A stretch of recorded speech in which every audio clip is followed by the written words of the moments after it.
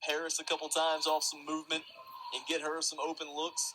So I think you're just looking for the best shot still at this point. You're not yet in desperation mode. Backing her way in on Gosnell. Couldn't get the turnaround to go. That was good D by Gosnell. Bigot, the lead feed. Gosnell running the floor for nearly two more, and this one just came off. Wouldn't go down for Gosnell. You got to give her credit to run the floor, though. That was a great pass from Bigot as well, up ahead to Gosnell. And that was another thing about Gosnell in this second half. She has been terrific defensively on Harris. We really have not called Harris's name a ton in this second half.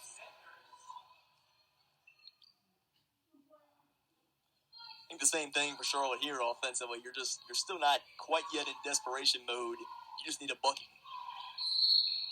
And a reach in on Bigot, trying to take it away from Harris. Put Charlotte at the line. I think you're okay with that foul if you're Coach Elderkin, because honestly, Charlotte Williams was about to get an open layup off the pass from Harris if Bigot doesn't commit that foul. You'd rather her earn it at the foul line than give up an open layup. Harris knocks down the first free throw.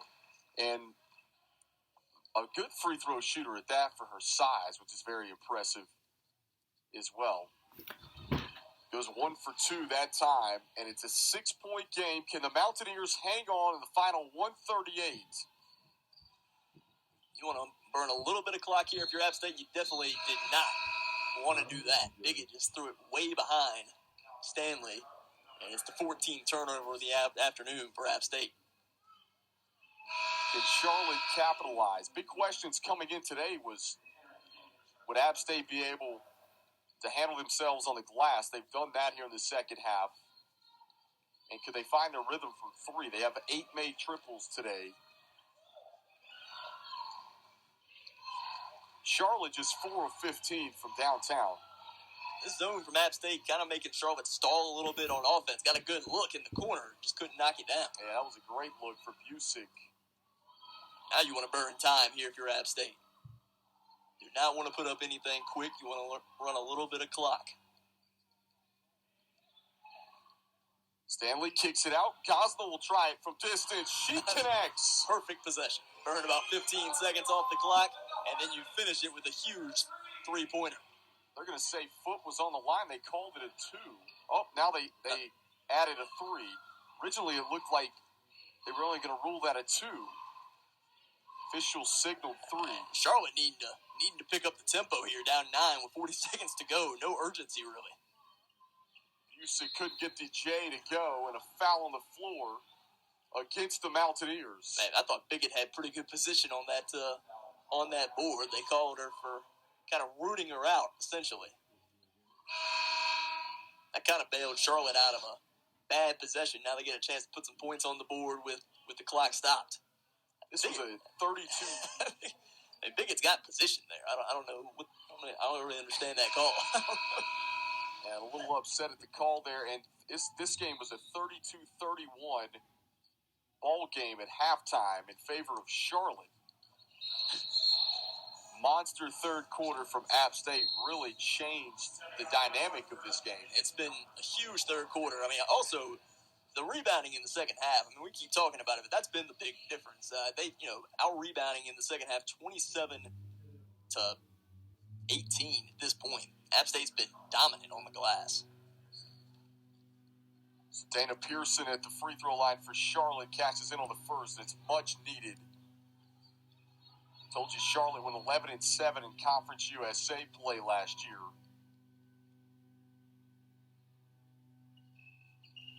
One for 2, just too many empty trips, if you will, for Charlotte, the charity stripe. Yeah. App State, unfortunately, there is about to give Charlotte another chance. Just a little bit too aggressive on the boards that time as Wilson and Gosnell, or it's going to be Porter and Gosnell, kind of knock it away from each other. 35 seconds left. And you really didn't want that Foul against the Mountaineers. Really didn't want that. As the screen was being set, Sanders runs through it. That gives Charlotte another opportunity now to put some points on the board with the clock stopped. And a player slow to get up for Charlotte. That's Melina Williams. So 2 more shots for the 49ers in 35 seconds, Ryan, an eternity in college basketball. A lot of time and chances to make App State close this game out at the foul line. Williams is 2 of 4 at the foul line so far this afternoon, so not a terrific free throw shooter. This is the big one, though, if she can cut it to a 2-possession game.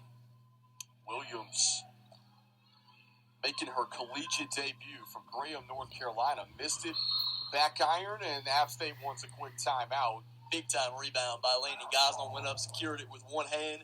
Gives her 10th rebound of the afternoon and a double-double for her as well. So a couple of Mountaineers with double-doubles this afternoon. Gosnell, 12 points, 10 rebounds. You look at Porter's got 13 and 10. Porter with 13, yeah. So and 10 rebounds as well for the Mountaineers. So big day on the glass for Appalachian State. It's been a team effort. I mean, you look across the board. Stanley's got 6 rebounds as well. We mentioned those two with 10 already, but it has certainly been a team effort in this one in the second half, especially on the glass. Also, the fact that we mentioned they want to be a better assisting team this season. 13 assists on 24 made shots, so over 50%, and 7 of those, by the way, coming from Pre-Stanley. That'll make a coach happy for sure. App State shooting 33% from the field today. Struggling to get it in was Porter, and they have to burn another timeout. I don't know why she had a couple girls in the back. She had a couple people in the backcourt wide open. I don't know the hesitation on just throwing it in. You're not that concerned about getting it into the front court necessarily. You want to burn time in this spot. Well, and 33.5 ticks left. Big thing is Charlotte's had too many scoring droughts in this second half. And right now they're on one. No made field goals in the last 3:26 of this contest. That's really made a difference. They had some droughts in the third quarter as well. Make no mistake about it, though. This is a very good Charlotte team. Well, they were just getting more opportunities in the first half because they were winning the rebounding battle. But the way App has dominated these boards in the second half, they has eliminated all those second chances. This one deflected. Stanley able to come back away with it. Scary moment there for the Mountaineers. I don't know how Stanley didn't walk. She did an excellent job to kind of tightrope that, just put it on the deck in time to avoid walking. Williams picked up the foul for Charlotte, which will put the Mountaineers on the line. And Sanders, her second trip, she missed her first 2 free throws earlier when going to the charity stripe. If you're App, you're happy, though, that you burned about 6 seconds off the clock in that spot. Can't make on the first. We always kind of wonder with players that enter the transfer portal and then have to sit out for a year, how it will affect them going in. She's looked a little rusty offensively just in terms of shot making, and she misses again. I think that will come, especially when you mentioned that's a long time with no competitive action other than practice, of course. But so Charlotte with the basketball here, 26.7 seconds left, and still time here for the 49ers. Do you have to take a 3 on this possession, or do you think you take a quick 2? Well, you just saw App State miss 2 free throws, so I think you as long as it's a quick 2, you're okay with it. If it takes time, though, probably time to put up a 3. But if you can get a quick 2, like I would look, just kind of try to enter it to Harris and see if she can get an easy look or draw a foul, and do it quickly. 71-64. App State going to be back at home on Sunday right here in the Holmes Convocation Center to take on UNC Asheville. Give some love to the men's team as well as they get their first win of the season today, 81-61. Losing the handle there was McMillan.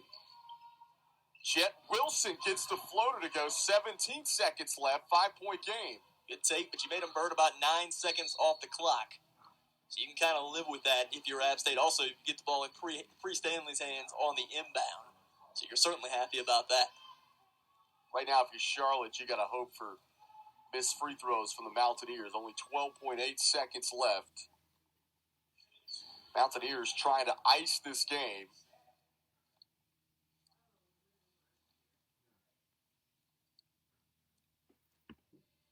Big and shot. a quiet arena, she parries the first. that's going to be one nice thing about it, I bet, is just being at the foul line and not having anybody trying to distract you. But it is kind of eerily quiet, too, so you wonder about that adjustment a little bit also.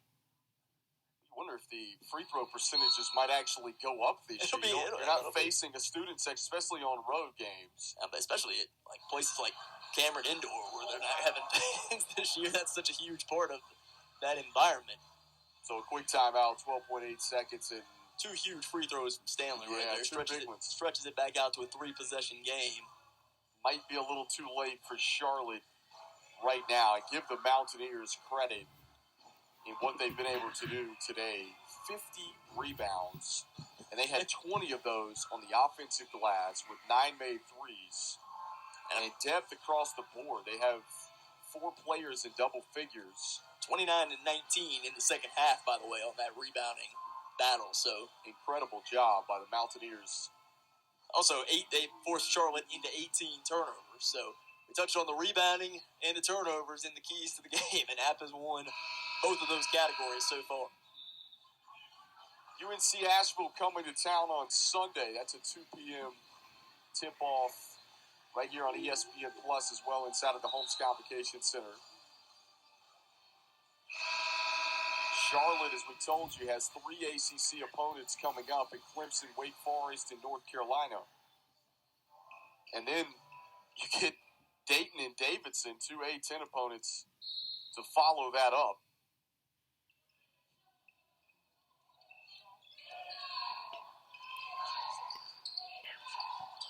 Three ball, this one missed everything. Harris sticks it in, plus the foul, but only 6 seconds remaining.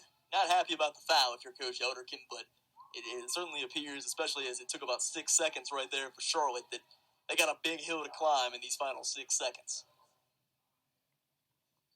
If I'm Charlotte in this spot, actually, I may even consider telling Harris to miss the free throw on purpose to try to get the rebound and cut it to a 1-possession game.